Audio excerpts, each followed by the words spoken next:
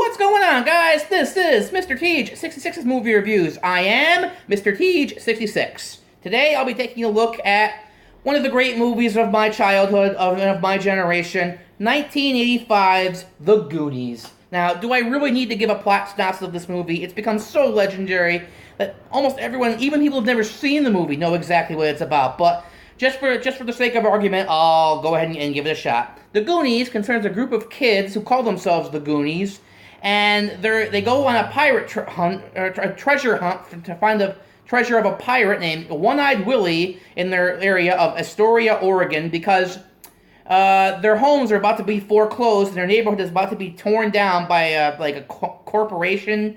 They never really explicitly explain, who's going to do it, but they're basically going to be a golf course where their homes are, and it's one last ditch effort to save their homes. Do I really need to even say how awesome this movie is? It's one of the classics of my generation. I was having an interesting discussion with one of my friends, Panic Bedlam, about this movie the other day, because, I bought this shirt, and we were talking about the movie, and she made a kind of good point that there are kids' movies today that are probably more sophisticated in terms of story, and in terms of characterizations, but I don't think this movie just beautifully captures what it's like to be a kid and just have no responsibilities and no worries and everything. I'll get into why I think this movie has lasted a little bit later. But first, you've got the cast, which is just spot on. All the child actors are great. If there's one thing that can ruin a movie, it's a bad child performance. Because, sometimes they don't have as much experience, and their performances can come across as flat or, very like they're being fed dialogue, and not even close here. Every one of them is great. You've got Sean Astin as Mikey, the leader, who, Samwise Gamgee himself, and he's arguably pretty much the heart of the whole story, and really, he's the main character of the story, and for being, I think, 13 when he did this movie, he carries it on his shoulders beautifully. Just never really any point where he feels flat or forced. You've got Corey Feldman as Mouth, who was, of course, the wise ass, and it's unfortunate his career went the way it did because he's hysterical in this movie. He has some of the best lines. His character verges on being unlikable, but, doesn't ever cross into it. You've got Jonathan Key, I can never say his last name properly. The kid from Indiana Jones and the Temple of Doom. He's Data, the gadget master, and some of his gadgets are, absolutely priceless. I mean, some of them are kind of, go against the grain of reality. I don't think that would really work. Although the movie that does a great job of sometimes his gadgets work and sometimes they don't, which is kind of a nice little thing of suspense. Like, is this gadget going to work? Is it's not? You've got 80s cutie Carrie Green, who does a good job. She's Andy, the cheerleader type, and she gets in on the action too, and she's very funny and very likable too. She's largely disappeared from acting, which is really too bad. You've got Martha Plimpton as Steph. She's sort of the voice of reason. I guess she's probably the least interesting character. She feels like it's kind of a stick in the mud sometimes. It's kind of the nature of her character, but even she's got some great lines. I don't dislike her. I just think she's kind of the least interesting character. And Josh Brolin, of course, as Brand, Mikey's older brother, and he does a great job. He was 17 or 16 and this is his first job, and he's arguably had the best career of all the Goonies. He had a great year this year with Deadpool 2 and Avengers Infinity War. So spot on cast all around, but you're only as good as your villain, and the villains in this movie are awesome. The Fratellis, a family of thieves. You've got Robert Davi as and Joe Pantaleone. I say his last name wrong too, but they do a good job, and they're comical and they fight over their mother's affection, but they never feel like complete jokes, and they still feel like enough of a threat where you're just these kids better get away from them. But the villain-wise, the scene stealer of the movie is Ma Fratelli, played by the late, great Anne Ramsey. She is so dastardly and so just evil in this movie that there's a part in the movie where she's chasing after the kids, and they actually put dog, sound effects over her voice, or over her, not over her face, over the dialogue, and she must have been a good sport to, let them do that, basically saying that she's, a dog, but the sets, and as I should say, Richard Donner's direction in this movie is absolutely fantastic.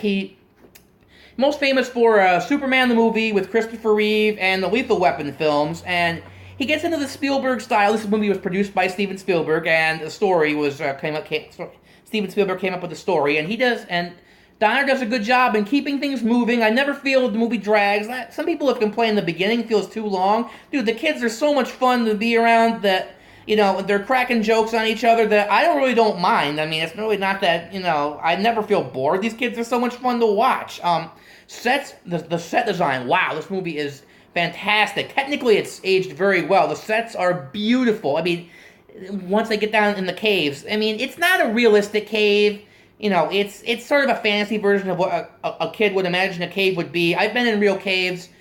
They're very, sparse and very, what's the word for small and contained and confined, and they're obviously pitch black. This is a fantasy version of a cave, and it works very well. I think this movie has aged very well, also in the fact that it's very politically, very politically incorrect. Like, there's drug references, there's a lot of sexual references, there's swearing. I mean, they don't say fuck or anything like that, but they say shit a lot. Like, this movie has an edge to it that, like, a lot of kid flicks today really just don't have anymore. And why has this movie survived so much? And that's a hard question. I mean, I have my reasons, and some of it is nostalgia, of course, because I grew up on this movie, watching it all the time, but more than that, it reminds you of what being a kid is all about. That, you didn't know how terrible the world was. Everything was so new. There was that magic of, like, could there be a buried treasure here? Let's go out and have an adventure, and Mikey's speech, and the speech, everyone knows the speech that I'm talking about, where he goes, it's our time is down here.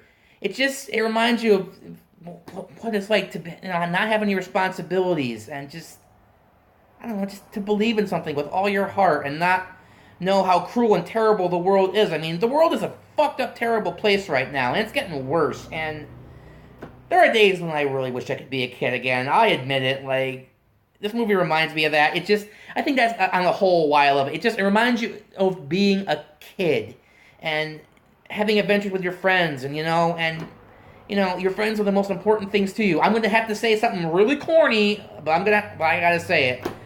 It reminds you of when you knew what the important stuff was. Yes, I actually just said that. Now, I watched this movie last week as an adult, and I had to start looking for flaws, and as much as the kid in me goes, don't, I have to find flaws. And unfortunately, there are a couple big flaws in the movie. First of all, there are parts of the movie which make absolutely no sense. When they're hunting for the treasure, they go into an old, like, I guess it's supposed to be a restaurant or something that's been there for a long time. There's cobwebs all over the walls, so clearly it hasn't been used in a while. And eventually they find, like, the beginning of the tunnel underneath a fake fireplace. One of those fake fireplaces with the fake log where you just pull it out. And there's a tunnel right there. There's no boards over it or anything. It's just there. It's like, well, wait a minute. How did no one see that? Like, and all the time the restaurant was open. They do make mention of the fact that a guy named Charles Copperpot, I believe, went looking for the treasure too and was reported missing. But even that doesn't make any sense. Like, was the restaurant there when he started looking for the treasure? How did no one, like, see this guy? Did this guy just go into the restaurant while it was busy and go, okay, I'm just going to go down to the cellar and, like, get in this trap door? Like, it doesn't make any sense. It just, the adult in me was going, that doesn't add up. And another big one is at the end of the movie, when they find the pirate ship, okay, and eventually, I don't want to say what happens exactly, but a trap is set off that, like, the rock wall that has caved in and, like, trapped the ship there. Suddenly the cave wall starts coming down, and it's like, wait a minute, like, from a trap set by the pirates, and you're like, wait a minute. That doesn't make any sense. Like, they could have gotten out at any point they wanted to. Why did they do that? Like, how does the ship go out? Because the final shot is of the ship, coming out and going, sailing out to sea. It's like, wait a minute, how did the ship get out? There's no wind in there. I don't think there'd be much wind in there. Like, but that just drove me nuts. I'm like, that doesn't make any sense. Like, they could have left at any point they wanted to. Like, why would they stay in there and die? Like, it just... Ugh. Also, there's some contrivances for how the Goonies actually get along, the caves and find the traps. Like, there's a point where like they find there's like pipes going across like to everywhere in town. So it's like, wait a minute, like, did someone actually put those pipes in there? Like, how did they get in there? Like, someone had to go in there and probably put them all together. They didn't notice. Oh, there's a cave down here. What's it? What's down this cave? Nothing at all. And like, there's a point where like they are banging on the pipes. One of the pipes rips loose, and the water starts spewing out, and like knocks a wall out, and apparently, or a cave wall out, and apparently that's how they get to the next point on the journey. It's like, well, wait a minute. If they never did that, like, they would just hit a brick wall and been like, oh well, no, we can't figure out where to go next. And also Andy, the character of Andy, she apparently is a pianist, and there's a part where a really rad part where like they have to play like a bone piano. It's pretty freaking awesome. Mouth has a great language, just like gnarly, but it's like, oh whoa, but there's notes on the map they have that they have to play in order to get out. And she just happens to have taken piano lessons, and it's just like, well, that's a big contrivance. Like, if they hadn't had that, like, what would they have done? Like, there's just things like that bug me, and was like, all right, this is a kid movie, and we're kind of not gonna. Kids don't think about that stuff much. Unfortunately, as an adult, it did sort of, mess with my enjoyment of it just a little bit. Also, I had to say, sometimes the kids all scream over each other, and for the most part, that's fun, but there are points where the screaming got a little not really on my nerves, but a little hard on the ears. It becomes too much. You're just like, okay, I'm getting old. This sucks.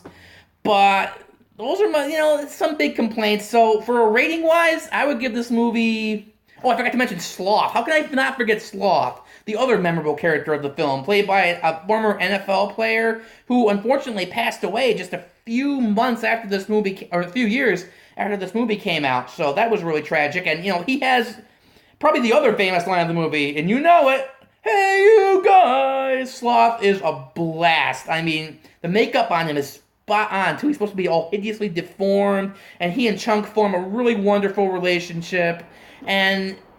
it's just, this movie is fun. So, for a rating-wise, the kid in me wants to give it a 10, of course. I love this movie. It's become a cherished part of my childhood.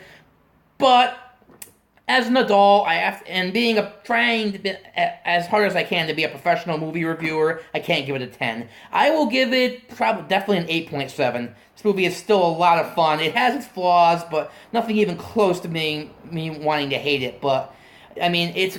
On a trivia note, or on a side note, last year it was entered into the Library of Congress. The American Film Preservation Society basically selected it as a movie that will be preserved forever. Basically, that means they pick movies that have been culturally and influential and well remembered. And I was shocked when I found out this movie was being put in there. But so basically, that means this movie will be preserved forever. It will be around as long as human history exists, and that just warms my heart so much. But anyway, that is my review of The Goonies. If you've never seen it, I don't know what the hell. I mean, it's an 80s movie, so, take that with a grain of salt. Maybe it won't mean as much to you as it does to me, but, Goonies never say die. But anyway, that's my review. This is Mr. TH666, and I will see you next time.